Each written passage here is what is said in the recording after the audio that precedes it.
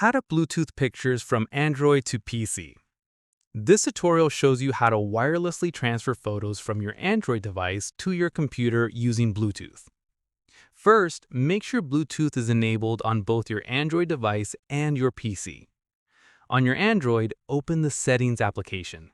Next, tap on Connections or Bluetooth. Toggle on Bluetooth if it's not already enabled. Now, on your PC, go to Settings and turn on Bluetooth as well. Make your PC discoverable by keeping the Bluetooth settings page open. Moving forward, on your Android device, open the Gallery or Photos app. Select the pictures you want to transfer by long pressing on one photo. Tap on Additional Photos to select multiple images.